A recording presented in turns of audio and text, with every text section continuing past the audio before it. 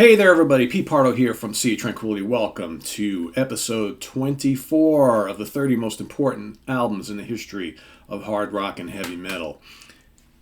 Yeah, this one's a game changer. Released February 10th, 1978. Produced by Ted Templeman for the Warner Brothers label.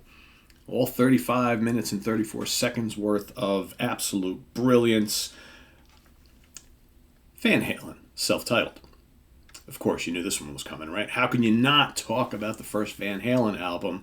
One of the most eye-popping debuts in all of rock and roll, and a complete game changer for not only, the guitar world. Of course, Edward or Eddie Van Halen introduced a, groundbreaking style of guitar playing that, unlike anything we had heard before. Sure, we had Hendrix and Page and Clapton and Beck and Blackmore before him.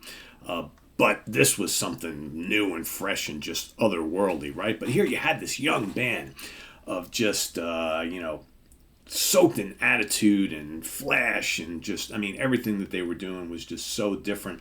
This album is heavy, it's rocking, it's uncompromising, and it's just willingness to go to any length to just kick your ass. So many great songs on here. The production is just outstanding. This album is just massive sounding. Starting off with Running with the Devil, moving into Eruption, that just amazing Eddie instrumental where he's just doing all sorts of crazy things on the guitar that, left people's jaws on the ground at the time. Then a cover of the Kinks classic, You Really Got Me. Ain't Talking About Love, one of their signature tracks. That riff, those lead lines throughout the song, great. I'm the One, how kick-ass is that? You got Jamie's Crying, showing that this band could do kind of fun songs filled with kind of pop hooks but still be pretty cranking. You got the incredible heavy Atomic Punk. Feel Your Love Tonight, another more pop-based song, real fun kind of party anthem right there. You got the kind of moody Little Dreamer. You got, again, Ice Cream Man. How fun is it to take that old classic and turn it into like a ball-busting, party anthem? And then On Fire, another really, really heavy song. This band, obviously, you read the stories. Gene Simmons kind of noticed them really, really early on, and eventually they get signed to a label deal. They go out and they open up for Journey, opening up for Montrose. Interesting, right?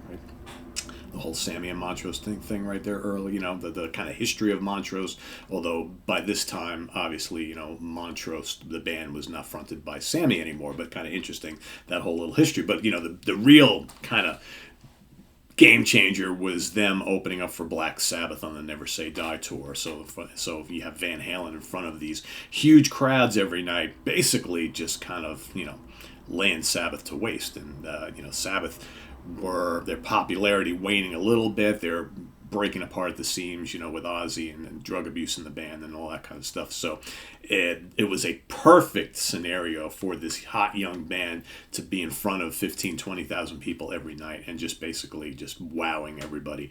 And this has now sold to date over 10 million copies. 10 million. Yeah. Just great stuff. Alex Van Halen, Eddie Van Halen, David Lee Roth, and Michael Anthony. And again, all four strong personalities. You had Roth is this very charismatic frontman. All right, he had the hard rock and metal shriek. Whether you want to call this a metal album or metal band, that's something different. To me, Van Halen was always more hard rock, but they're very metallic sounding. But are they heavy metal? Don't know. Eddie with the guitar histrionics, Alex's incredible, powerful drumming, and Michael Anthony, really great bottom end bass player with those amazing vocal harmonies, right? With such an incredible part of the Van Halen sound with his backing vocals. So yeah, this is just a classic, legendary album.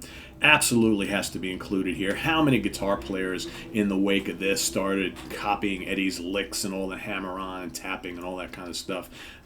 It's just amazing. And this kind of also personified the beginning of like the LA Strip look and sound. Of course, you had in the 80s, you had all these other bands. When Van Halen started to grow up a little bit, and then David leaves and Sammy joins, they become much more kind of accessible sounding. Well, kind of in the wake of all that, you had all these other bands, Motley Crue and Poison and Dokken, and the list goes on and on and on, coming from California, from the Los Angeles area, and just kind of doing this, but bringing it into the 80s, right? So just amazingly influential album and band in general. So there you have it. Van Halen, self-titled, 1978 is your pick for today. List your feedback and comments below on this legendary album in the comments below, and visit us on the web at www.seatranquility.org. We're on Facebook, we're on Twitter, of course we're here on YouTube all the damn time. Thanks for watching. Stay tuned for day 25 coming up tomorrow as we finish up November, the 30 albums that I have picked to be the most important and influential in hard rock and heavy metal history. Thanks for watching. I am Pete Pardo. See you real soon. Take care. Bye-bye.